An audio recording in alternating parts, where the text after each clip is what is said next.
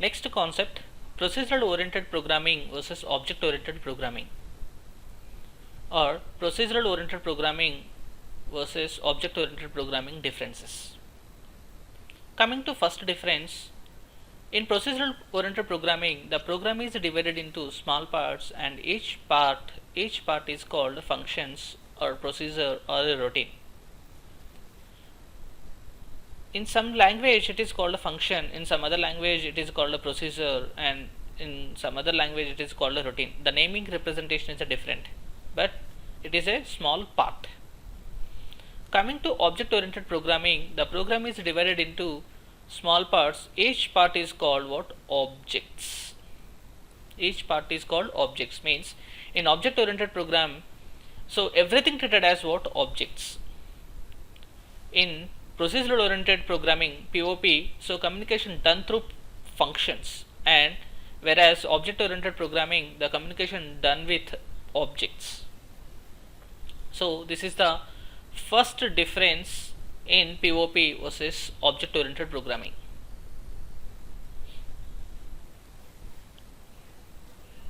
Next difference is it follows what? Top down. POP follows what? Top down approach, and object oriented programming follows what? Bottom up approach. What is the difference between top down approach and bottom up approach means? So in top down approach, the problem, so if you have any complex problem, that problem will be divided into subparts and each subpart will be assigned to a function. So likewise it will get the solution.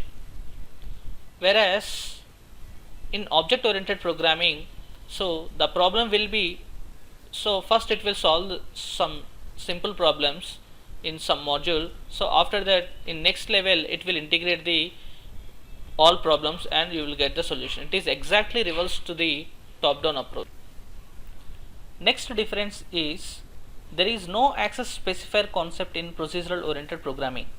There is no access specifier concept in procedural oriented programming, whereas in object oriented programming we have a access specifier concept like private, public and protected.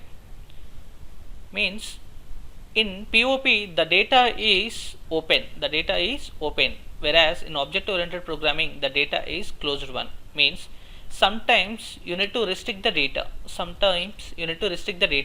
so if you want to restrict any data you can use what? Private. And in sometimes you need to what? Make the data as visible to the world. Okay, in that case you can use what? Public. So here we have a restriction on the data, but in POP there is no restriction in the data. Okay, so in POP there is no restriction in the data. So this is what? Next difference.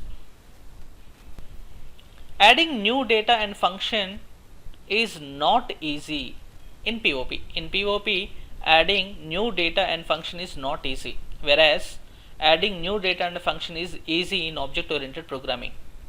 Means suppose if you done any project with a C program, so if you want to make any changes on existed project, so it is a very difficult. So if you try to modify anything, so it may affect on some other area, so again you need to rewrite the code. So this is the problem with the what? POP. Whereas in object oriented programming, if you want to add any data you can add easily. Means so suppose if you are working with Java, so if you want to add any new thing, so you need to create a class and you can add that thing in that class and you can add that class to the project.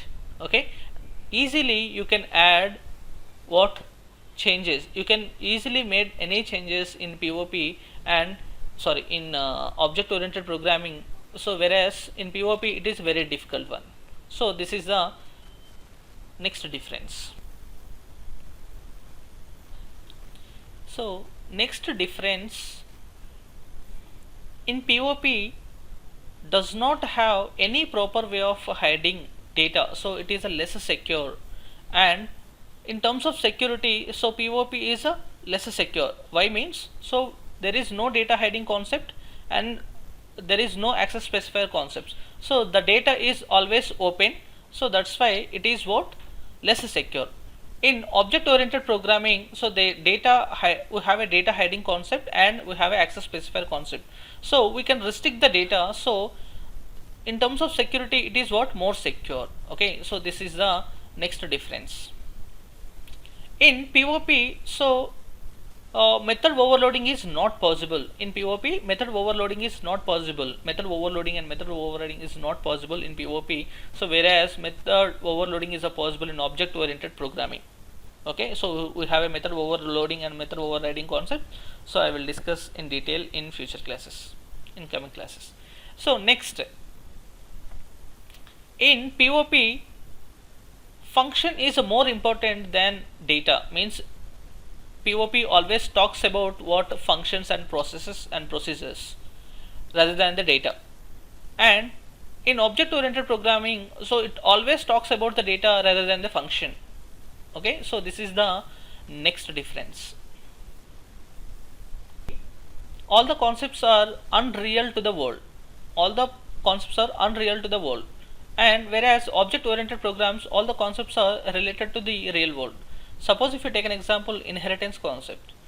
Inheritance means, so acquiring the properties from parent class to child class is just like we are acquiring the properties from our parents. Like, so our parents having the properties like blood group, color, next some genes. Okay, so suppose whatever the colors of our parents have, the same color we will get, and whatever the blood group they will have, so might be we will get that same blood group. So likewise we are getting the properties from our parents to the child. Okay, so this is what one real world concept. That concept will be taken in object oriented programming, right?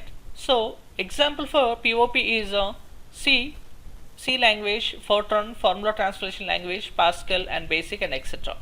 So these are the example for what? POP, procedure oriented programming. And in object oriented programming, we have a C++, Java, Python, C#, Kotlin. So likewise we have some other languages also there. So this is the difference between what procedure oriented programming and object oriented programming.